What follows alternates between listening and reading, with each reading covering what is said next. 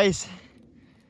Got a call that today is February 27th. Got a call next week, Wednesday, they're coming to pick up corn, so gotta move this thing out of the way and that. So I don't know if I'll get this auger done today. It's Friday, so I got a few days, but there's so much fucking ice underneath that loadout auger there that I don't know if you see my last video there, that if you guys watched it, you'll know that I fucked around with it for quite a while, getting enough ice chipped out of there just to get the transfer auger barely underneath it to get corn out of there. So anyway, of course, while I was going down south, we had like another 18-inch snow dump. So got most of it dug out, but got some to do yet here and clean up around the house and the front of the shed and the barn and that there. But McCormick needs go-go juice, and of course there's a whole piss pot of snow that's hard on top of the fucking fuel tank here, so everything's fucking, yeah, I'm gonna need both hands for this, so I'll bring you back in a sec. Got it sort of dug out there enough to get the cables onto the battery, so when it melts down some, I gotta get that tank dug out, and then that snow off that tarp there. God, I can't talk. Anyway, we're gonna fuel this up and then blow some snow, and then we'll go from there. Talk to you in a few. Tonight I have melted, and then we have water come in, and guess what? It fried the end on that fucking cord, as is referenced by that massive mess. So that's nice. That end needs to be replaced too, but that's not right now his problem. I need to get that freezer going because there's food in here, obviously.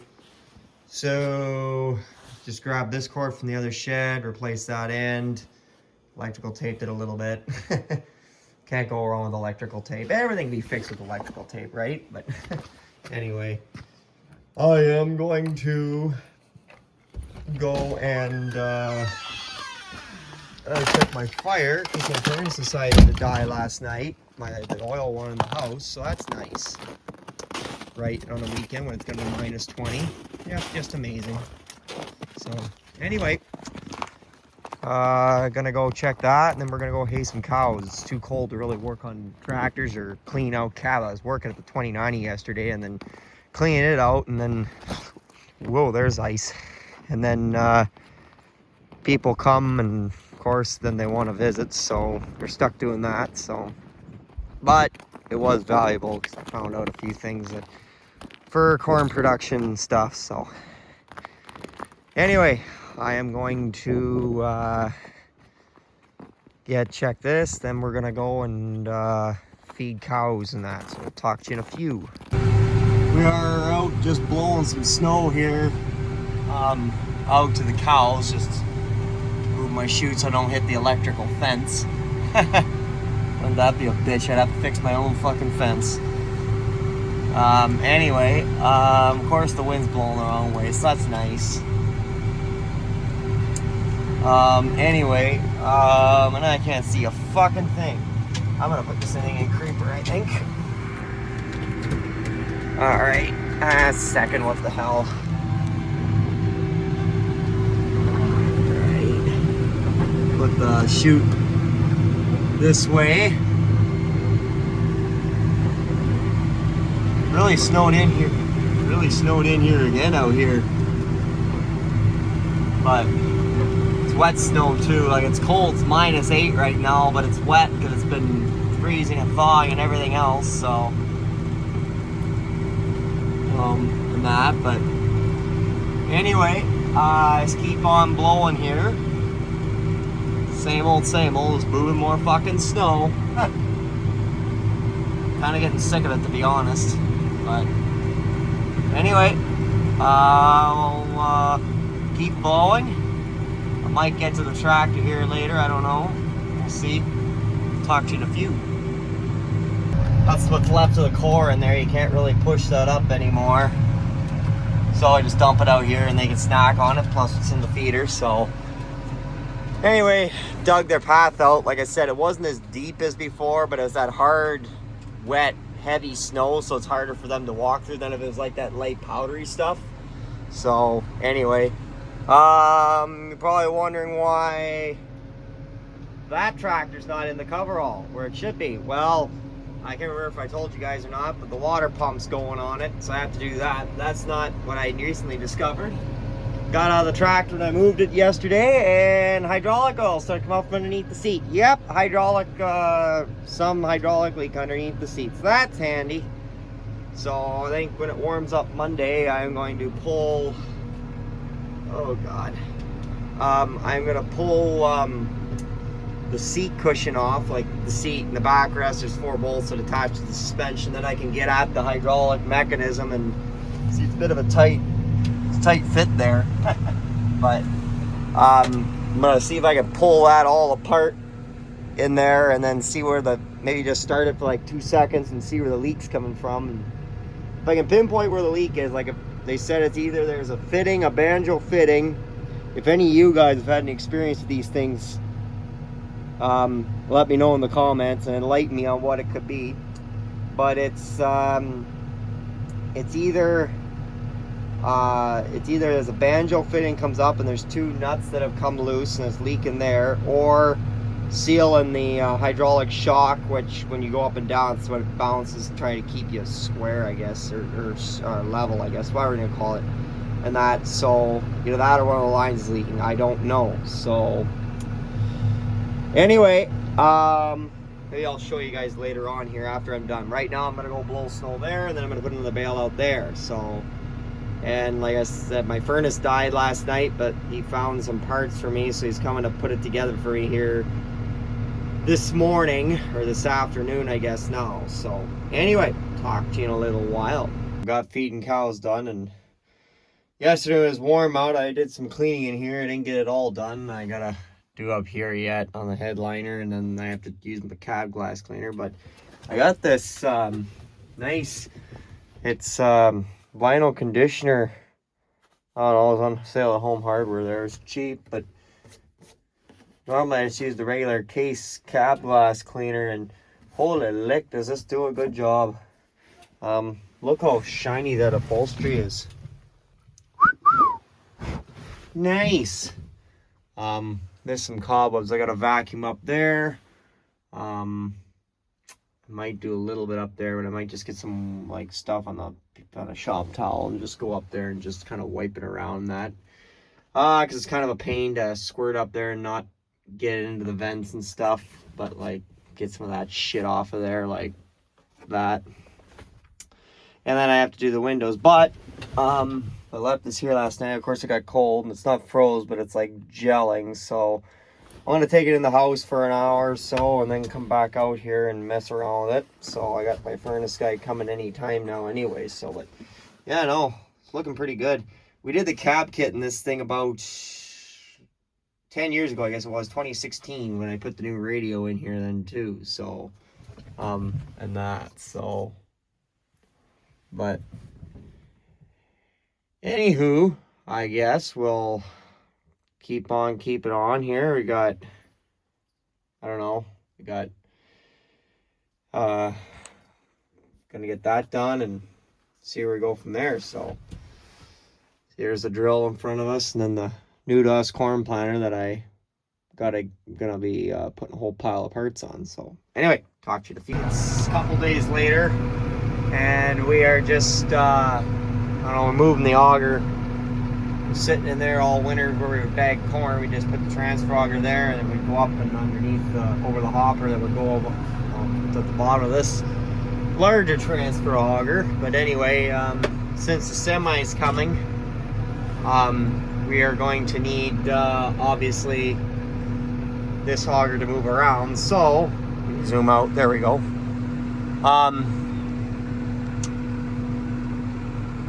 To make that work, we're gonna get that snow out of there. I'm just moving the auger out, and then I'm just gonna park it in front of the dryer where it's, you know, nice and out of the way, so it's not in the way of everything. So I had that plugged in, batteries plugged in. It's not now because I'm gonna be blowing snow through here, so I don't want to get snow in that, or I don't want to get the cord caught in the snow blower. But once that's done, I'll plug it back in, and then later this evening I'll probably plug in the block heater on it. Then we're gonna try and fire it in the morning. So anyway, that's what's happening here, and it's minus 25 today, so that was real nice and cold again for doing stuff. So that's just lovely. So anyway, I better pay attention here because our snowbank's coming up pretty quick. And that should be enough room actually, and then I can just put it down. I'll block the wheels so we don't roll away. Anyway, talk to you in a few.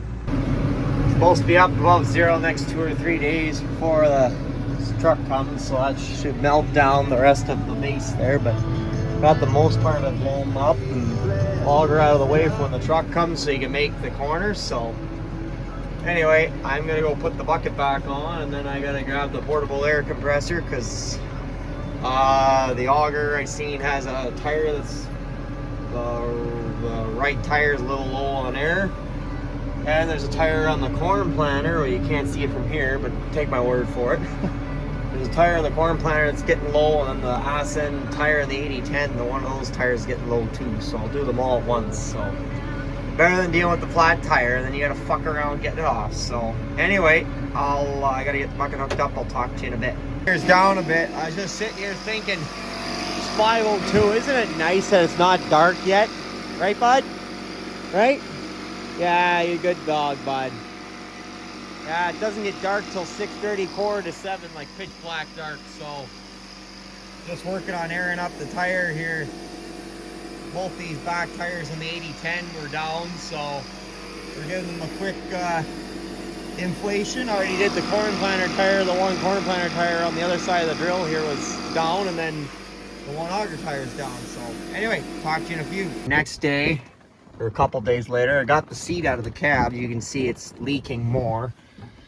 So I got the seat out of here. Now the next challenge is to get this top off of here where these Phillips head screws are, so then I can find out maybe where that leak's coming from. So I'm not sure where exactly, but we'll figure it out hopefully. So anyway, I'll talk to you in a little bit once I figure this out. So see you in a few. Alrighty, so got the front 2 bolts out here. Now apparently there's 2 bolts back there, and then that'll get this whole platform, I think, don't quote me on it, but to probably lift off. Then we can get at the hydraulic part, but I can start it and see where it's leaking. So look at all this carnage.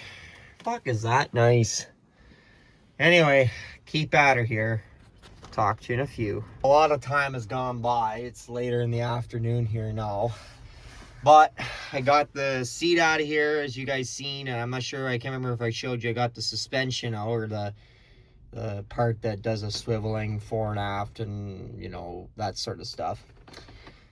And then it's got this big ass pin that keeps this the platform that the seat attaches to on the hydraulic suspension part. Just put that over there, that big ass pin.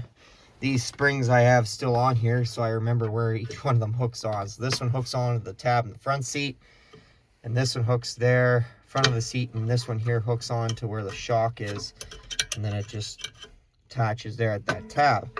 And that's just for your tension, so your seat just can't slide around as its heart desires. You know, it has to go in a certain spot, and it keeps that from just sliding around when you're bouncing around the field. But so now I can get access to it, and look at that mess. Isn't that just fucking nice? So my big challenge now is, first of all, cleaning this mess up.